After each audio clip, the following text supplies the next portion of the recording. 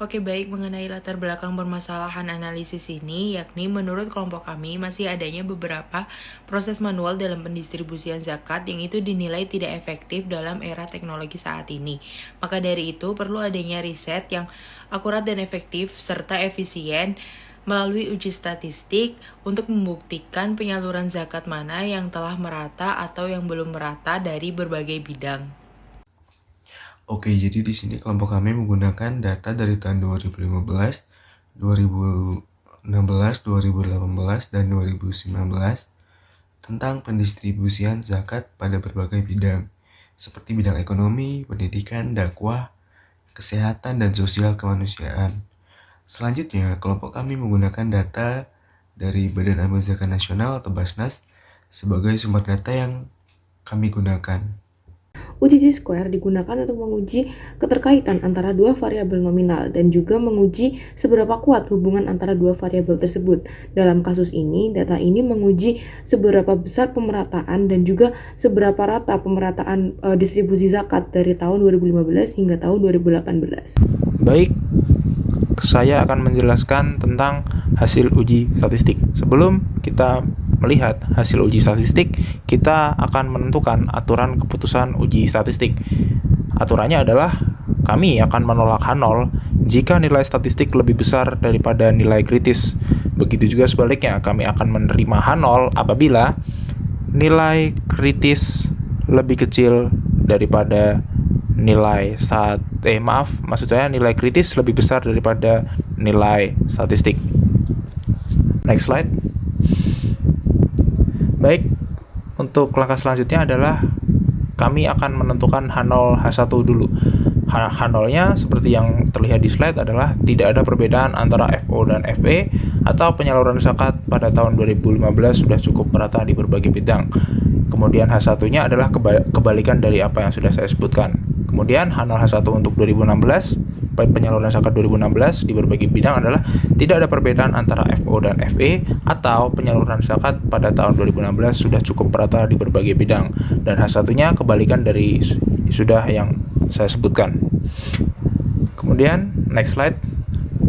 Kemudian H0 untuk tahun 2000, H01 untuk tahun 2018 adalah tidak ada perbedaan antara FO dan FE atau penyaluran zakat pada tahun 2018 sudah cukup merata di berbagai bidang. Kemudian H1-nya adalah kebalikan dari apa yang sudah saya omongkan tadi. Kemudian untuk H0 H1 untuk tahun terakhir yakni tahun 2019 adalah tidak ada perbedaan antara FO dan FE atau penyaluran zakat pada tahun 2019 sudah cukup merata di berbagai bidang. Kemudian H1-nya adalah lawan dari apa yang sudah saya sebutkan. Next slide. Kemudian ini adalah hasil uji statistik kami, yang mana penyaluran zakat di berbagai bidang pada tahun 2015 setelah dihitung dengan uji statistik chi-square ditemukan hasil yang sudah saya highlight warna biru, yakni adalah 4,410, dan kemudian penyaluran zakat di berbagai bidang tahun 2017 yang sudah diuji statistik chi-square ditemukan hasil sebesar 1,163. Next slide. Dan kemudian pada tahun 2018 penyaluran zakat di berbagai bidang setelah diuji statistik chi-square adalah menghasilkan hasil 1,163. Kemudian pada tahun 2019, tahun terakhir dari penyaluran zakat di berbagai bidang, hasil uji statistik chi-square menyatakan hasil 1,778. Dan nanti dari hasil itu akan kita bandingkan dengan nilai kritis yang sudah saya sebutkan tadi dan dilanjutkan oleh rekan saya.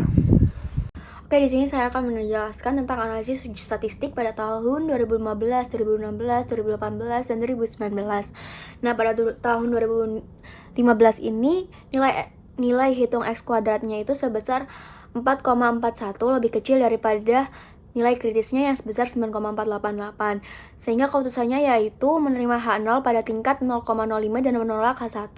Nah, pada tahun 2016 nilai hitung X kuadratnya yaitu sebesar 3,34, lebih kecil dari nilai kritisnya sebesar 9,488. Karenanya keputusannya yaitu menerima H0 di tingkat 0,05 dan menolak H1.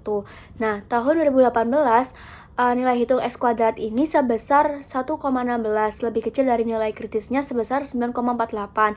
Karenanya keputusannya yaitu menerima H0 pada tingkat 0,5 dan menolak H1. Nah, tahun 2019 nilai X kuadrat ini sebesar 1,78. Ini juga sama sih, nilai kritisnya juga nilai hitung X kuadratnya itu lebih kecil daripada nilai kritis sebesar 9,488.